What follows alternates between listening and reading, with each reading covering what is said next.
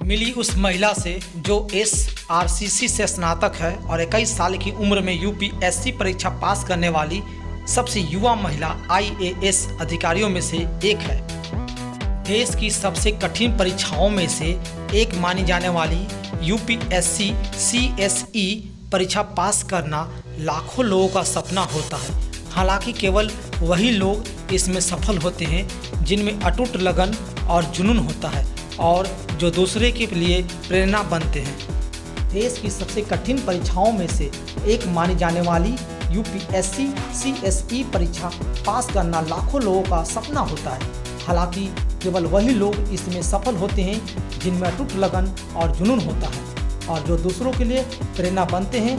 इस लेख में हम आपको देश की सबसे युवा IAS अधिकारियों में से एक के सफ़र से रूबरू कराएंगे जिन्होंने सिविल सेवक बनने के अपने सपने को साकार करने का साहस दिखाया। हरियाणा की रहने वाली आस्था सिंह ने मात्र 21 साल की उम्र में यह परीक्षा पास कर ली। उनका सफ़र बिल्कुल भी आसान नहीं रहा। जिंदगी में चाहे कितनी भी मुश्किलें आई, उन्होंने उनका सामना करने की ठान ली। आइए उनके सफ़र के बारे में और जानें।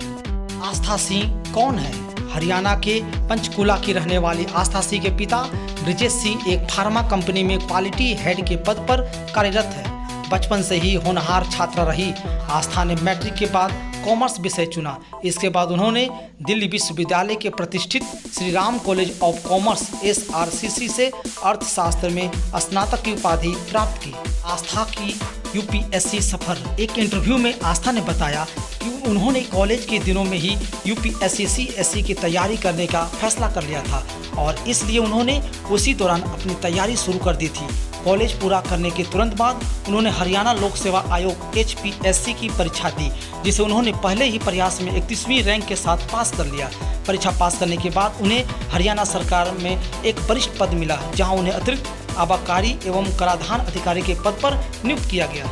जब वह वहां काम कर रही थी तब उन्होंने 2024 में UPSC CSE परीक्षा दी और अपने पहले प्रयास में ही अखिल भारतीय रैंक AIR 61वां के साथ इसे पास कर लिया। उन्होंने पूरी तरह से स्व अध्ययन पर भरोसा किया और उनकी कड़ी मेहनत और समर्पण का पूरा फल उन्हें अपने टीचरों पर मिला।